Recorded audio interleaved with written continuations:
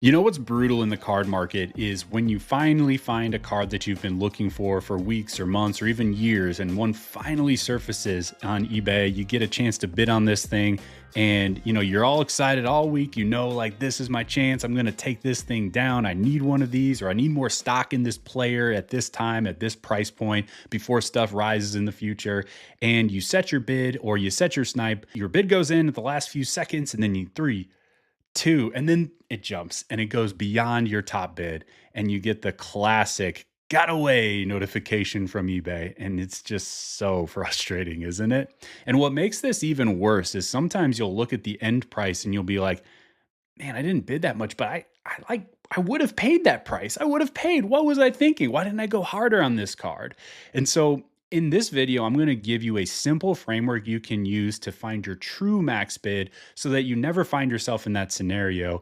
The only way that you lose a card is if it truly goes outside of the range that you were comfortable with, and otherwise you're going to win the card. So the way that you do this is, first of all, if there are comps, I want to look at the comps. I want to get a feel for what other people have paid for the card. And I'm not looking at the average. I'm looking at the high side of the range. Like, if this is a card that I'm serious about winning, that I want to make sure that I'm putting myself in position not to lose by a couple dollars that I would have happily paid, I got to look at the top end of the range and at least start there. And then I use this simple kind of inversion framework here where I'm not thinking about what do I want to pay for this card. I'm asking the question, would I be okay to lose it for this price? And then you just run it through a few scenarios and ask yourself that question about a few different price points until you find a price that you are okay with losing the card if it goes that high. So for example, that $100 card, let's say the high end of the range is 110. So that's kind of my starting point. But then I'm going to ask myself, okay, well, if this card sells for 115, am I okay with losing it for 115? I'm like, no, I want this card. So I would pay 115 for it. Okay, well, that means my max bid is not 110, it is at least 115. Then I ask myself, okay, what about 120? What about 125? Keep going up the chain until you find that price that makes you so uncomfortable that you say, that's where I draw the line. And then that is, you go one bid increment lower than that price.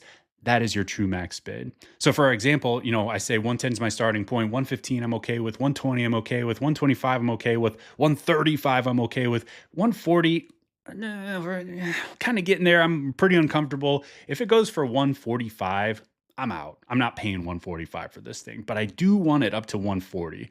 So you can see real quickly like how I just changed my max bid from 110 to 140 on this card, just like that. You just got to think through it. What would you be okay with losing this card for? And when you do this, it's just going to help you figure out what is your true willingness to pay for this card. So you no longer lose these cards by a couple of dollars that you would have otherwise paid.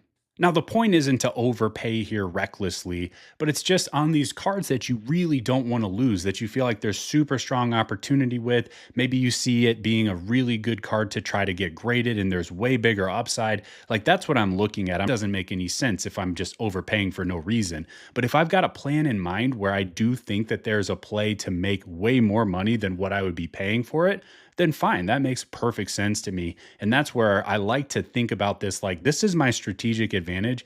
I'm willing to go outside of comps if it makes sense to do so. And a lot of people box themselves in and say, well, I can't go past what the last one sold for.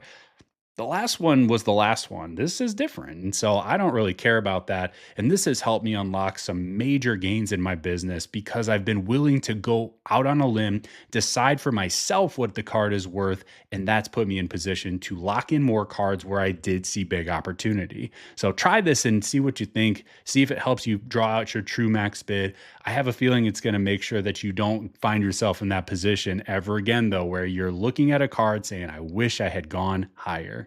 And by the way, if you like this type of sports card content, there's a whole lot more coming. So don't forget to take 3 seconds to like and subscribe so you always get a heads up when there's a new strategy video. We'll see you on the next one.